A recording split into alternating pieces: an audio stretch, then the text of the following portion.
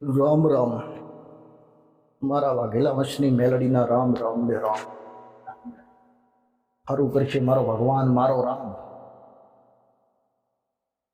સારું કરશે મારો ભગવાન મારો રામ. તમારો કુળનો દીવો હે ભાઈ, સૌ પ્રથમ સારું બનાવી દેશે તમારો કુળનો દીવો. દીવો ને દીવો, જગતની કોઈ દેવી શક્તિ નહીં, કુળના દીવા સિવાય કોઈ નહીં. એવી રીતે જ્ઞાન આલું છું હે ભાઈ, કે જગત ફરો, દુનિયા ફરો, હે સારું ચાય ના થાય, છેવટે માં કને જ આવવું પડે, પોતાની માં જોડે. હે ભાઈ, પોતાની માં કને આવો ત્યારે જ સારું થાય. ભલે તમે ગમે એ જતા હોય હે, પણ તમારા કુળના દીવાને, તમારા ઘરની દેવને હે રામ રામ ને રામ. સારું કરશે મારો ભગવાન મારો રામ જબરો છે, માતા જબરી નહીં. હે ભાઈ, મારો રામ જબરો હે, માતા જબરી નહીં. એમ તમારો કુળનો દીવો જબરો હે તમારા ઘરે. હે એ 1000 હાથોવાળો જ છે, પણ તમે એક 1000 હાથમાંથી એક હાથ એવા નહીં રાખ્યા કે એક હાથથી કામ કરી દે. એવું તમે નહીં રાખ્યું કે એવું તમને એનું સત બતાડે. સત બતાવીને એક હાથથી કામ કરે, 1000 હાથે 1000 હાથને એના કરી દીધા. હે ભાઈ, 1000 હાથ તમે ચલાય એવા રાખ્યા નહીં કુળના દીવાના, એટલે તમારે બારે ભટકવું પડે. હે ભાઈ, નકે ભટકવું પડે. હે કે ઘરની માં રોટલો નહીં હાલતી. હે ભાઈ, કે ઘરની માં રોટલો નહીં હાલતી, બહાર જાઓ તો ખાવા, ઘરની માં રોટલો ના લેવું બને નહીં ક્યારે. હે ભાઈ, રોટલો ઘરની માં હાલે, કોઈ જગતની દેવી શક્તિ કોઈ માં હાલવા નહીં આવવાની. હે એ તો જેને 9 મહિના પોખમાં રાખ્યા હોય હે, એ જ રોટલા આપે ને. તો તમે જ્યાંથી અવતર્યા, તમારા બાપ દાદા, તમારું વંશ, તમારી પેઢી, હે ત્યાંથી તમે નેહરા અહીંયાથી હાસમ તો આવે તમારો કુળનો દીવો કોઈ જગતની દેવને. હે ભાઈ, પણ પેલા હાચા બોલવું હોય, કરમ હારા હોય તમારા. હે ભાઈ, કોઈ દી કોઈનું ખોટું કરવામાં આપણે ઉભા જ ના રહીએ. સારું મારો ભગવાન કરે, કોઈ ખોટું કરે તો કરવા દો. હે કોઈ તમારું ખોટું કરે તો કરવા દેવાનું, એ તમારા માટે સારું હે ને, તમારા માટે ઘણું સારું રહે. કોઈ ખોટું કરવા આવતું કરવા દેવાનું, બેફિકર ભાઈ. તું સુધી વધારે કરે, જેટલું કરવું હોય એટલું કર. હે ખોટું કેમ કે સારું કરવા વાળો તમારો કુળનો દીવો બેઠો હોય, એ તમારું કરમ હે. તમે કોઈનું ખોટું નહીં કરતા, એ તમારું કરમ સારું કહેવાય. જે ખોટું કરવા જાય છે તો એનું ખોટું થવાનું જ છે. હે એ જ ખાડો ગારે, જે ખાડો જે ગારે એ જ પડે, કોઈ બીજું એની અંદર પડવા આવવાનું નહીં. એટલે જે ખાડો ગારશે, જે ખોટું કરશે એ ભોગવશે ભાઈ. હે તમારે તમારા કુળના દીવાની કૃપા લેવા માટે હાચા બોલું થઈ જાઓ. હે કે ઘણું બધું નહીં જાતા માતાજી, બુવાજી, અમે તો ઘણી બધી જગ્યાએ ફરી ફરીને આવ્યા, પણ કાંઈ મેળ આવતો નહીં, કે દેવનો કોઈ વ્યવહાર નહીં થતો. હે હરેડે જ આવતું નહીં. શું કરીએ? હે નહીં કે અમાર તો ડોહાની માતા લાવેલી હતી, એ હાથ આવતી નહીં. હે ડોહાની માતા અમાર તો રખડે, એ હાથ આવતી નહીં. શું કરીએ હવે? ચા જઈએ? અરે ડોહાની માતા, પણ તમારો ડોહો જતો રહ્યો, તમારા ડોહાના ડોહા પેલા તમારો વંશ જતો રહ્યો. હે તમારો વંશ ત્યાંથી નેહર્યો, અહીંયાથી તમારો કુળનો દીવો હાસવમાં લઈને બોધ કરી કોદાડો એને ઓળખ્યા. હે ભાઈ, તમારા કુળના દીવાને તમને ખબર નહીં, તમારા કુળના દીવાને તમે ઓળખતા નહીં. વડવાઓની માતા હે, મત બોલતી નહીં. ચાહી બોલવાની કોઈ દી નહીં બોલે. હે એ કોઈ દી નહીં બોલે. તમારો કુળનો દીવો જ્યાં સુધી તમારા મઠમાં હે ચાચર માંથી રૂમ ઝૂમ કરતો નહીં આવે ને, તમારા મઠમાં બિરાજમાન નહીં થાય ને મારે છે, ત્યાં સુધી કોઈ વડવાઓનું, કોઈ ડોશીનું દેવ બોલશે નહીં, નહીં ને નહીં. હે ભાઈ, કેમ કે કુળનો દીવો તમારો નહીં બોલતો. હે ઘરનો રાજા કેવરાય, કુળનો દીવો તમારા. હે ઘરનો મોગ કહેવાય. હે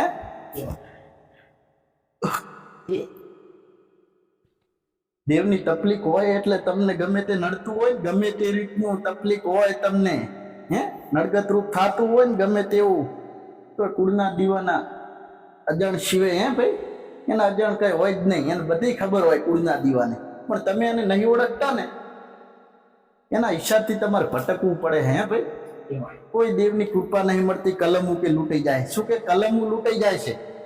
નહીં કેતા કે માતાજી કલમ ચેવી હાલે હે પાક નાખો ને આમ જે બોલે ઈ 32 બોલનો જવાબ આલે માતા કે લે આ 32 તો 32 હે ભાઈ, એટલે 32 આ 32 નું વેણ છે કે લે આ બોટ આ 33 નો વધાવો હે ભાઈ, એના ઉપર એમ કે લાયા 60 કણ નું વેણ હે એટલું હાલે, તમે કોઈ વેણ હાલે તોય છતાં કે કામ થાતું નહીં હે.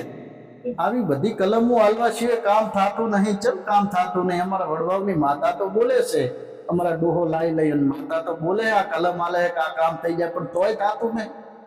એ વિચાર કર્યો કોઈ દી નહીં થાતું. ચમ એ કલમો લૂંટાઈ જાય છે. કલમો કોણ લૂંટે છે? ગોત કરી હે ભાઈ, કલમો જે લૂંટે છે એની ગોત કરવી પડે ને. કલમો લૂંટે એની ગોત નહીં કરતા ના. આટલી કલમ હાલે ને માતા ચમ હારું આવતા હિંમત હારી જાય હે.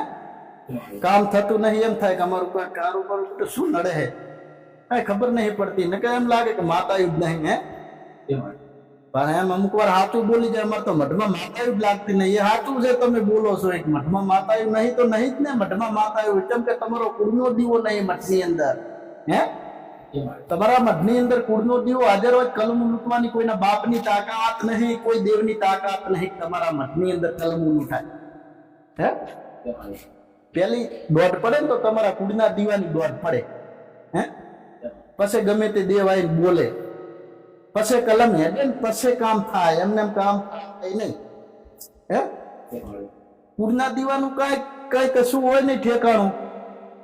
અને અમારે તો ડોહાની માતાનું કરવું, અને અમારે તો ડોશીની માતા નડે, અને અમારે તો પૂર્વેજ રખડે હે, પૂર્વેજ ને બેહાડવા પછી બેહાડીએ ને ભાઈ. બધુંય કરો પણ કુળના દીવાની ગોત કરો. પેલા કુળનો દીવો બરાબર હશે ને બિરાજમાન તમારા મઢની અંદર, જઈ જવું પડશે નહીં અને ત્યાં જવાની જરૂર નહીં હે. અને તમે દોડતા હોય તો દોડો, પણ તમારા કુળના દીવાને રાજી કરવા માટે દોડો. તમારા કુળનો દીવો અડવો હોય ને સડવો કરો હે ભાઈ.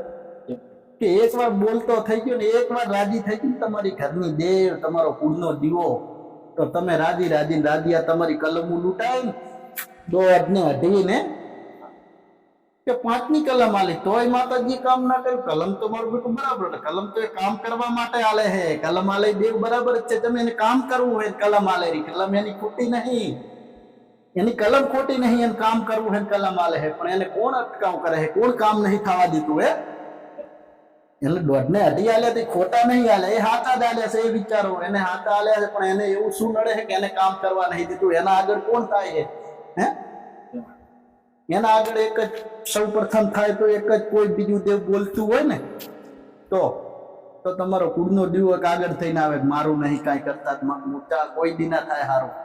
અને પછી કુળના દીવાની કલમ આલેલી કોઈ લૂંટાતી હોય, કુળનો દીવો બોલે દોડાલું કે આટલા દાડે ને આટલા મહિને કે આ હવાર પડે ને સારું થઈ જાય ને સારું બની જાય, અને છતાંય કલમ લૂંટી જતી હોય ને, કદાચ જગતની દેવની લૂંટાઈ જાય વાત ને કુળના દીવાની કલમ લૂંટાઈ જતી ને કુળના દીવાની કદાચ, તો પેલી ગોત કરજો આપણો કુળનો દીવો મઢમાં શેક નહીં. આમ ના થાય. આપણી બાપની માતા જો કલમ હાલતી હોય આપણો કુળનો દીવો, તો કલમ લૂંટાઈ જાય. તો એ કલમ લૂંટાતી ને એ ગોતવાનું મઢમાં શેક નહીં. અને બીજું એ નક્કી કરવાનું કેવું, કોક ધાપોકરમાં કાંક છે, કોક ધાપોકરમાં કોક દેવ તમને નડે છે. ધાપોકર એટલે ન્યાયમાં આવેલું હોય ધાપોકર કહેવાય.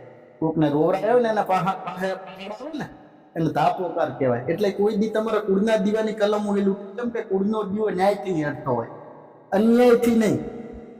કુળનો દીવો તમને કામ કરી દે. કુળના દીવાને એ પણ છે દોઢ આપ્યા પછી કામ એ કરી દે તમને, પણ કામ ના કરી દેવાનું કારણ કુળનો દીવો કે ન્યાય કરાવો છે ને એટલે નહીં કરી દેતું. એને ન્યાય કરાવો છે. જે ધાપોકરમાં તમે કોઈનું ખોટું કર્યું છે ને, જે કોઈ વ્યક્તિગત જે તમે ખોટું કર્યું ને આતેડી કકડી રોઈને મેલી હોય દેવ, ગમે તે તમે કઈ લૂંટ કરી હોય, કઈ લીધું હોય તો દેવ આવ્યું હોય ને પાછળ, તો એ કામ ના કરવાનું કુળના દીવાનું કે ન્યાય કરાવો છે ને એટલે કુળનો દીવો કામ નહીં કરતો. તમને એવો ઠપકો આપે પણ આનો ન્યાય કરો, મારા ભાણા અહીં બેઠું છે ભાઈ હે. અને એવું તો અત્યારે તો તમે જાઓ એટલે જડે એટલે શું થાય? આ બહારનું દેવ છે, ઝઘડાનું દેવ આવ્યું છે, શું કરવું પડશે? ન્યાય નહીં આવડતો કરતા, વાળી મેલી આવો એટલે જતું રહે. શું થાય? વાળી મેલી આવો એટલે જતું રહે. એટલે વાળવા સારું થી આવ્યું તું હે ભાઈ? કઈ વાળવા સારું થી આવ્યું તું? કુળનો દીવો આવો અડીખમ કદાચ એની કલમ લૂંટાતી હોય તો એને કોઈ વાળવા જતું રહેતું હોય ને તો કુળનો દીવો કહેવાય ના હાલે. હે ભાઈ, તાકાત નહીં કે મઢની અંદર પ્રવેશ કરે, એના પહેણા બેહવાની તાકાત નહીં. તમારા કુળના દીવાકન કોઈ દેવ કે જો વાળી દે ન્યાય વાળવા તમારા કુળના દીવાકન બેહે ને તમારા કુળના દીવાન પકડે, હે ન્યાય વાળું હોય બીજું કોઈ નહીં. એટલે એવું ના વિચારું વાળમાં જતું રહે, કુળના દીવાના આધીનમાં બધું હેડતું હોય ને કુળના દીવાન ન્યાય કરાવો છે હાથો એટલે કુળનો દીવો બોલતો નહીં. હે ભાઈ, હે ભાઈ, એટલે આવું વિચારવું પેલું કઈ, પણ આવી રીતનું નક્કી કરવું, ન્યાય કરવો, કેવી રીતનું શું કરવું, વાણ વાળવાની જરૂર નહીં. એ ધાપોકારમાં હે ને તમારો કુળનો દીવો જબરો હે કે એ તમને બતાવે છે કે આનું કરો, પણ તમને સમજ નહીં. હે ભાઈ, પણ તમે એમાં ગુનામાં ગુના કરતા જાઓ, પછી એ દેવ શું થાય એને વાળવાનું ના હોય ને તમે વાળો એટલે કેટલું એ તો તમને કાંઈ ના કરવા આવે, ડાયરેક્ટ તમારા કુળના દીવાન દબાવે. તમારા કુળના દીવાન કે તારા કહેવાથી હું તારા કહેવાથી હું ઊભી છું, મારો ન્યાય અપાય એટલે કુળનો દીવો કે અપાઈશ, તું આજ રહે, કાંઈ ના કરતી મારા દીકરાને કોઈ નુકસાન ના કરતી, હું નુકસાન આલીશ મારી રીતે, મેઠો ઠપકો આલીશ અને તારો ન્યાય કરાય છે. પછી ન્યાય કરે એટલે કુળના દીવાન કેટલો પાર થાય. હે ભાઈ, કુળના દીવાને એનો પાર થાય, બીજા કોઈને પાર થાય નહીં. એ નક્કી કરવું પાછું.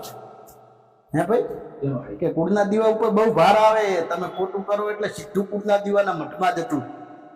એને કેટલું દબાવે એ તમે જોયું હશે.